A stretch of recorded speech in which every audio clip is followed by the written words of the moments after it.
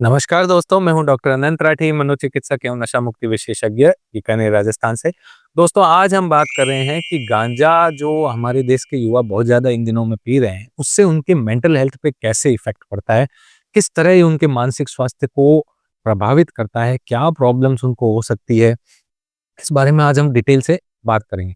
दोस्तों, आजकल क्या है, ये कॉमन धारणा बन गई है, खासतौर से युवाओं में, कि गांजा जो है वो सेफ है, ये एक हर्बल मेडिसिन है या ये शिव जी का प्रसाद है। लेकिन क्या वास्तव में ये सच है? आज इस भ्रम को हम तोड़ने की कोशिश करेंगे कि वास्तव में गांजा जो है वो कोई सेफ प्रोडक्ट नहीं है, ना ही कोई हर्बल मेडिसिन है, बल्कि ये हमारे मानसिक स्वास्थ्य पे बहुत बुरा और बहुत गहरा प्रभाव डालती है। तो सबसे पहले हमें ये समझना है कि गांजे का जो दुष्प्रभाव है वो हर व्यक्ति पे अलग-अलग होता है। जी दोस्तों, बहुत से लोग ये कहते हैं कि मुझे तो 1 साल हो गया पीते हुए, मुझे तो 12 साल हो गए पीते हुए, मुझे तो कोई प्रॉब्लम नहीं हुई। आप जो है ये झूठी कह रहे हो, आप जो है अपना बिज़नेस बढ़ाना चाहते हो। दोस्तों, हर व्यक्ति का जेनेटिक मेकअप अलग-अलग है, हर व्यक्ति की शारीरिक और जो एक मानसिक संरचना है वो अलग-अलग है, मेंटल मेकअप अलग-अलग है। हर व्यक्ति पर गांजे का अलग-अलग दुष्प्रभाव होगा। कुछ लोगों को तो गांजे की पहली सिगरेट पीते ही इसके दुष्प्रभाव सामने आ जाएंगे। ऐसे लोग कौन से होंगे? खास तौर से वो जो खुद मेंटली अनस्टेबल है या जिनकी फैमिली में कोई मेंटल हेल्थ रिलेटेड इश्यू है, कि मदर फादर किसी को मेंटल हेल्थ रिलेटेड इश्यू है, डिप्रेशन है, एंजाइटी है, सिजोफ्रेनिया है, बाइपोलर डिसऑर्डर है, कोई ना कोई मानसिक बीमारी उनके परिवार में चल रही है, चाहे उनके ग्रैंड पेरेंट्स की तरफ, चाहे उनके मैटरनल ग्रैंड पेरेंट्स की तरफ। अगर ऐसी हिस्ट्री है तो उनमें बहुत ज़्यादा चांस है कि पहली बार सेवन से ही गांजे के दुष्प्रभाव, मानसिक दुष्प्रभाव उनके सामने आ जाएँ, और ये किसी भी रूप में आ सकते हैं। कुछ लोगों को एंग्जायटी के अटैक्स आने लगते हैं, कुछ लोगों को कानों में आवाज़ें आने लगती हैं, अजीब-अजीब से वहम होने लगते हैं, ये मेरे खिलाफ है, ये मेरा दुश्मन है, ये मुझे मारना चाहता है, चाकू लेकर के आ रहा है, मेरे खिलाफ इसने जासूस छोड़ दिए हैं, यहाँ पे कैमरे लगे हुए हैं, मेरी मॉनिटरिंग की जा रही है।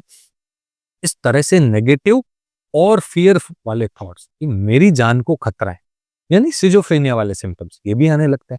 कुछ लोगों को मूड सिम्पटम्स, मूड इतना एलिवेट हो जाता है, मैं ही नरेंद्र मोदी हूँ, नरेंद्र मोदी के बाद मेरा ही नंबर है, मैं जो चाहूँ कर सकता हूँ, मेरे पास इतने रुपए हैं, जबकि वास्तविकता में ऐसा कुछ भी नहीं है। ये कॉन्टैक्ट टू रियलिटी बिल्कुल छोड़ चुके होते हैं, वास्तविकता से बिल्कुल ऊपर उठ चुके होते हैं। तो इस तरह के सिम्पटम्स भी किसी में आते हैं। तो ये एक व्यक्ति की सोचने, समझने की क्षमता को और उसके डेली रूटीन को या उसके फैमिली में रिलेशंस को बहुत ज़्यादा प्रभावित करते हैं, अगर इस तरह के मानसिक लक्षण उसको आते हैं। तो कुछ लोगों में ये लक्षण बहुत जल्दी आते हैं, पर कुछ लोगों को हम देखते हैं कई साल से गांजा पी रहे हैं, लेकिन उनको कुछ नहीं हुआ। और दोस्तों, ये मत समझिए कि जो अभी गांजा पी रहे हैं और जिनको कुछ नहीं हुआ है, उनको आगे भी कुछ नहीं होगा। दोस्तों, उनकी जेनेटिक मेकअप ऐसी है कि उनका एक लैग पीरियड है, या एक हम कहें कि थोड़े समय के बाद जो होते हैं दुष्प्रभाव वो इनको आएँगे। इमीडिएट वाले दुष्प्रभाव इनको नहीं आए। इनको लंबे समय वाले दुष्प्रभाव, लॉन्ग टर्म जो साइड इफेक्ट्स हैं, वो इनको आएँगे। अभी लॉन्ग टर्म साइड इफेक्ट्स क्या हैं जो धीरे-धीरे उसके सामने आते हैं, वो ये है कि जैसे मोटिवेशनल सिंड्रोम होने लगता है। जो लंबे समय से गांजा पी रहे हैं, उनकी लाइफ में कोई अ, मतलब एक उत्साह वाली चीज़ कुछ नहीं रहती। एक मोनोटोनस, एक रेगुलर लाइफ हो जाती है। किसी से मिलना नहीं, किसी से कहीं अच्छी जगह जाना नहीं, कोई लाइफ में कोई एक्साइटमेंट नहीं, कुछ नहीं। एक अ, नीरस सी जिंदगी वो जीते हैं, शांति से रहते हैं, गांजा पीते हैं, शांति से रहते हैं, किसी से कोई बात नहीं करनी। इसे बोलते हैं मोटिवेशनल सिंड्रोम। कोई मोटिव नहीं रहता जिंदगी के अंदर कि मुझे क्या करना है, मेरी लाइफ में मेरे क्या टारगेट्स हैं, मेरे क्या जो फ्यूचर के मेरे गोल्स हैं, वो सब चीजें कुछ भी नहीं उसके रहती। तो लॉन्ग टर्म पे ये उनको मोटिवेशनल सिंड्रोम हो जाएगा या डिप्रेशन हो जाएगा, उनको कुछ मेमोरी लॉस हो जाएगा, चीज़ें याद नहीं रहेगी, कुछ चीज़ें रख के भूल जाएँगे, किसी से पैसे लिए, दिए भूलने लग जाएँगे, या डिप्रेस्ड रहने लग जाएँगे, कुछ काम अच्छा ही नहीं लगेगा, कुछ करने की इच्छा नहीं होगी, यार दोस्तों के साथ मिलना, जाना कहीं नहीं, अपना गांजा पिया, सो गए आके, खाए-पिए, काम पे गए, गांजा पिया, सो गए आकर के। यही एक ऐसा मतलब डिप्रेस सा फ़ील करेंगे, किसी से बात करना अच्छा नहीं होगा। तो ये सिम्पटम्स लॉन्ग टर्म है, जिनको शॉर्ट टर्म वाले इफ़ेक्ट नहीं आए हैं, तो उन्हें लॉन्ग टर्म वाली प्रॉब्लम्स होगी, लेकिन होएगी ज़रूर। ये नहीं पता कि कितने टाइम बाद होगी। किसी को 5 साल बाद हो रही है, किसी को 15 साल बाद हो रही है, किसी को 25 साल बाद हो रही है। तो ये मान लेना कि मुझे 12 साल हो गए गांजा पीते हुए, मुझे कोई दिक्कत नहीं हुई, तो मुझे आगे कोई दिक्कत नहीं होगी, ये बिल्कुल ही गलत तथ्य है। होगी ज़रूर, लेकिन किस समय होगी, जिस समय इस गांजा का इतना दुष्प्रभाव आपके शरीर में बढ़ जाएगा कि वो आपके जेनेटिक मेकअप को चेंज कर दे, आपके अंदर जो ब्रेन में न्यूरोकेमिकल्स बन रहे हैं, उनको चेंज कर दे, तब वो इफ़ेक्ट आपके सामने आएगा।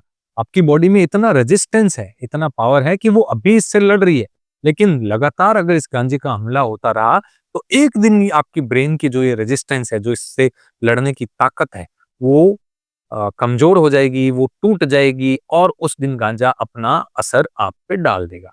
तो इस तरह से लंबे समय पर ये दुष्प्रभाव आपके सामने आएँगे। तो ये जो गांजे की जो प्रॉब्लम है, शॉर्ट टर्म में भी हो सकती है और लॉन्ग टर्म में। तो जिनको शॉर्ट टर्म में नहीं हुई, वो ये नहीं माने कि हम सेफ हैं, उन्हें भी होगी लॉन्ग टर्म वाली प्रॉब्लम। किस समय होगी, भगवान जानता है। और ना सिर्फ शारीरिक और मानसिक स्वास्थ्य पे प्रभाव पड़ेगा, बल्कि आपके जो रिलेशंस है, आपकी जो फैमिली है, उस पे भी आपके रिलेशंस पे प्रभाव पड़ेंगे। आपकी वाइफ, आपके पेरेंट्स, आपके बच्चे सब आपसे दूर होते जाएंगे। आपका जो काम है, वर्क एनवायरनमेंट है, वहां पे भी आप पे प्रभाव डालेगा। आप पढ़ रहे हैं, उसमें कंसंट्रेट फोकस नहीं कर पा रहे हैं। आप काम कर रहे हैं, कोई शॉपकीपर है, आपका ध्यान उसमें नहीं रह रहा। ग्राहक से पैसे कितने लिए, कितने दिए, दिए नहीं दिए, याद नहीं रह रहा, तो आप अपने काम पे भी बैकफुट में चले जाएंगे। इमोशनली भी आपको अनस्टेबल बना देगा, आपको चिड़चिड़ापन रहने लग जाता है, छोटी-सी बात में गुस्सा आने लग जाता है, आप अपने कस्टमर से चिड़चिड़े हो जाते हो, चिल्ला पड़ते हो उन पे, तो आपको इमोशनली भी वो अनस्टेबल बना देता है। इसके अलावा बहुत से लोग ऐसे होते हैं जो गांजा पी के दुनिया से अपने आप को कटे-कटे महसूस करते हैं, अपन तो एक अलग दुनिया में आ गए, यहाँ सब कुछ बहुत अच्छा है। बट दोस्तों, ये जो आपका प्रभाव है, ये शॉर्ट टर्म, आपको एक हाई वाली फीलिंग है, ये शॉर्ट टर्म के लिए है। लेकिन जब इस हाई से आप नीचे गिरोगे ना, तो वो बहुत ज़्यादा, जितना ऊँचा आप गए, उससे उतना ही आप तेज़ी से, उतना ही आप वेग से नीचे गिरोगे। उतना ही ज़्यादा आपको डिप्रेशन वाली फीलिंग है। जितना आपको हाई वाली फीलिंग हुई, उससे कहीं ज़्यादा आपको डिप्रेशन वाली फीलिंग आने लग जाएगी। और खतरनाक स्थिति, सबसे खतरनाक स्थिति तो तब आती है, जब मानसिक विकार में शिज़ोफ्रेनिया वाले सिम्पटम्स, जैसे बिना बात डर लगना, या मूड सिम्पटम्स, अपने आप को बड़ा-बड़ा आदमी मानना, ये एंग्ज़ायटी के अटैक्स, मैं मरने वाला हूँ, मेरी जान निकल रही, इस तरह के लक्षण आने लग जाते हैं। तो ये एक गंभीर मानसिक रोग की तरफ आपको लेकर के जा रहा है। तो हम कैसे पहचानें कि गांजे की लत जो है वो हमारी अब एक खतरनाक लेवल पे पहुंच चुकी है? अब आप भी सोच रहे होंगे कि हम कैसे पहचानें कि गांजा हमारे लिए प्रॉब्लमेटिक हो गया है, हमारे लिए एक समस्या हो गया है। तो अगर हम बार-बार गांजे का सेवन करने के लिए अपने आप को मजबूर महसूस कर रहे हैं, कि आपको उसको लिए बिना कुछ ना कुछ महसूस हो रहा है, बेचैनी महसूस हो रही है, घबराहट महसूस हो रही है, उसकी बार-बार याद आ रही है, तो इसका मतलब समझ लीजिए ये आपकी आदत जो है, ये आपके मेंटल हेल्थ पे बुरा असर डाल रही है। इसकी एब्सेंस में आपको उसकी तरफ धकेल रही है। तो इससे बाहर आने का जो सबसे पहला कदम होगा, वो ये होगा दोस्तों, कि हम सबसे पहले ये एक्सेप्ट करें कि हाँ, हम इसकी लत में पड़ चुके हैं, या इसने हमें कंट्रोल कर लिया है। अब जब मर्जी ये हमको मजबूर करता है गांजा पीने के लिए, वरना ये इस तरह के सिम्पटम्स हमारी बॉडी के अंदर पैदा करता है कि हम अपने आप को कंट्रोल नहीं कर पाते और हमें जाकर के गांजा पीना ही पड़ता है। तो हम सभी जानते हैं कि जो एक एडोलसेंट एज है, युवा अवस्था है, उसमें दोस्तों का प्रभाव जो होता है ना, पीयर प्रेशर, ये बहुत होता है। लेकिन दोस्तों याद रखें कि आपकी खुद की हेल्थ, आपका खुद का मानसिक स्वास्थ्य, आपका खुद का शारीरिक स्वास्थ्य, आपके या आपके दोस्तों से, मतलब आपके दोस्तों की कुछ आदतों से या कुछ नशे से बहुत ज्यादा इंपॉर्टेंट है। अपनी हेल्थ को टॉप प्रायोरिटी पे रखें। आपके दोस्त क्या कर रहे हैं, क्या नशा कर रहे हैं, सेकेंडरी मैटर है। मेरा मेंटल हेल्थ सबसे अच्छा होना चाहिए, बहुत अच्छा होना चाहिए, ये आपके लिए टॉप प्रायोरिटी है। इस मेंटल हेल्थ पे अगर कोई भी इफेक्ट डालने वाली चीज मेरे दोस्त मुझे लेने को कहते हैं, मैं उन्हें मना कर दूंगा। मेरी दोस्ती जो है वो मेरे खुद के मानसिक स्वास्थ्य से कहीं ज्यादा नीचे है। मुझे ऐसे दोस्त नहीं चाहिए जो मुझे ऐसी चीज लेने को कहें जिससे मेरी मानसिक शांति जो है वो डिस्टर्ब हो जाए। तो अपने आप को सबसे ज्यादा इंपॉर्टेंस देनी है, अपनी मेंटल हेल्थ को सबसे ज्यादा इंपॉर्टेंस देनी है, रादर देन आपके दोस्तों के द्वारा बनाए गए दबाव या रिक्वेस्ट। तो अब ये सवाल उठता है कि अगर आप या आपका करीबी कोई इस लत का शिकार हो ही गया है, तो क्या किया जाए? तो सबसे पहले एक्सेप्ट करें, उसके बाद किसी पेशेवर एक प्रोफेशनल हेल्प लें, जैसे साइकियाट्रिस्ट से हेल्प लें, मनोचिकित्सक के पास जाएँ, काउंसलर के पास जाएँ, अपनी प्रॉब्लम बताएँ। वो आपको इस स्थिति से बाहर निकलने में आपको सपोर्ट करेंगे, हेल्प करेंगे। साइकियाट्रिस्ट आपको कुछ मेडिसिन देगा जिससे आपकी घबराहट, बेचैनी या इनसोम्निया वाली प्रॉब्लम्स दूर होएँगी। साइकोथेरेपिस्ट है वो आपको काउंसलिंग करेगा, थेरेपीज़ देगा, आपको एक इमोशनल सपोर्ट आपके फैमिली मेंबर्स देंगे, आपके कुछ ऐसे फ्रेंड्स देंगे जो गांजा नहीं पीते हैं। तो इस तरह से आप अपने चारों तरफ एक ऐसा हेल्प का एनवायरनमेंट पैदा करें जो आपको इस दलदल से बाहर खींचने में आपका हाथ पकड़ रहे हैं और ऊपर की तरफ आपको निकाल रहे हैं।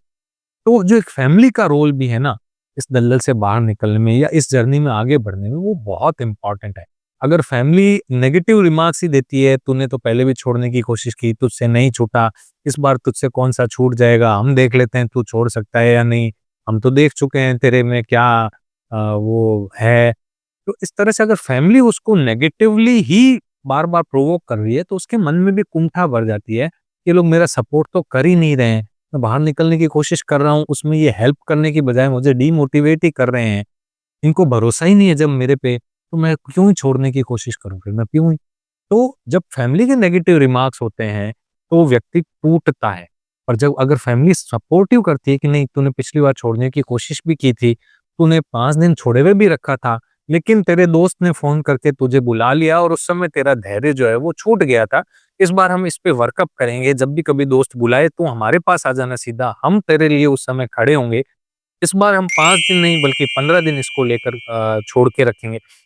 एक पॉजिटिव एनवायरनमेंट, पॉजिटिव सपोर्ट जो फैमिली या फ्रेंड्स उसको दे रहे हैं, वो अगर इस तरह से माहौल बनाए, तो वो उसका एक जो सेल्फ कॉन्फिडेंस है वो बढ़ता है, कि मैं इस जर्नी में अकेला नहीं हूँ। मेरे यार दोस्त, मेरे फैमिली मेंबर्स सब मेरे साथ यात्रा कर रहे हैं और सब मेरे को हेल्प करेंगे। तो ऐसे व्यक्ति जो छोड़ना चाह रहा है, कभी भी उसकी मज़ाक नहीं बनाएँ, कभी भी उसकी निंदा नहीं करें, बल्कि उसको एक पॉजिटिवली मोटिवेट करें। याद रखें, मानसिक स्वास्थ्य जो है हमारे जीवन का बहुत इंपॉर्टेंट हिस्सा है। इसे हमें बिल्कुल भी नज़रअंदाज नहीं करना और गांजे जैसे नशों से हम दूर रहकर ही अपनी मेंटल हेल्थ को बनाए रख सकते हैं। तो दोस्तों, इस विषय में हमेशा जागरूक रहें और ज़रूरत पड़ने पर मदद लेने से बिल्कुल भी संकोच ना करें। प्रोफेशनल हेल्प लें, साइकियाट्रिस्ट को दिखाएँ, साइकोथेरेपिस्ट को दिखाएँ, अपने फैमिली मेंबर्स से हेल्प लें। अगर आपका कोई भी सवाल है इस बारे में, तो कमेंट में पूछ सकते हैं और अपने नज़दीकी साइकियाट्रिस्ट से पूछ सकते हैं। तो अगर आप जो इस जागरूकता का जो मेरा ये मिशन है, उसमें मेरा साथ देना चाहते हैं, तो इस वीडियो को लाइक करें, ज़्यादा से ज़्यादा अपने ग्रुप्स में शेयर करें, फेसबुक पे शेयर करें या अपने उन दोस्तों के साथ शेयर करें जो गांजा पीते हैं और जो इससे बाहर निकलना चाहते हैं। जय हिंद, जय भारत।